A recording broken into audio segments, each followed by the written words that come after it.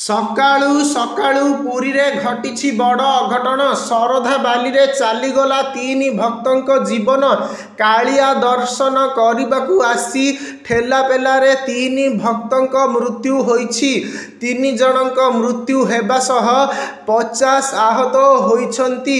ତେବେ ଏହି ବଡ଼ ଅଘଟଣର ଅସଲ କାରଣ ସାମ୍ନାକୁ ଆସିଛି। ପ୍ରତ୍ୟକ୍ଷଦର୍ଶୀଙ୍କ କହିବାନୁସାରେ ପୁରୀ ଶରଧାବାଲିରେ ଠେଲାପେଲା ବେଳେ ପୋଲିସ ନଥିଲେ, ଭିଡ଼ ନିୟନ୍ତ୍ରଣ ପାଇଁ ବ୍ୟବସ୍ଥା ନଥିଲା।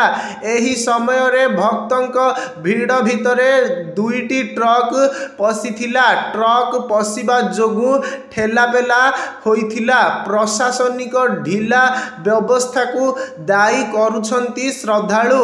ପ୍ରଶାସନିକ ଅଧିକାରୀ ନଥିବା ଅଭିଯୋଗ କରୁଛନ୍ତି। ଲକ୍ଷ ଲକ୍ଷ ଭକ୍ତଙ୍କ ସମାଗମ ବେଳେ ପ୍ରଶାସନିକ ଅଧିକାରୀ ନଥିବା ଅଭିଯୋଗ। ଶ୍ରଦ୍ଧାଳୁ ବସିବା ପାଇଁ ଯେଉଁ ପଲିଥିନ୍ ବ୍ୟବହାର କରିଥିଲେ, କାଳ ହେଲା। ଝିପିଝିପି ବର୍ଷା ହେବାରୁ ପଲିଥିନ୍ରେ ଗୋଡ଼ ଖସିଗଲା।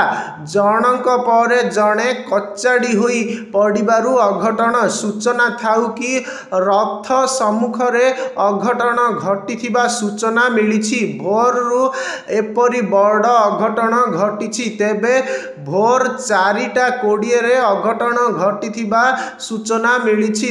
ଦର୍ଶନ ପାଇଁ ଅତ୍ୟଧିକ ଭିଡ଼ ଯୋଗୁଁ ଏପରି ଘଟଣା ହୋଇଛି। ପ୍ରତ୍ୟକ୍ଷଦର୍ଶୀଙ୍କ ଅନୁସାରେ ଠେଲାପେଲାରେ ପ୍ରାୟ 50 ଜଣ ଆହତ ହୋଇଛନ୍ତି।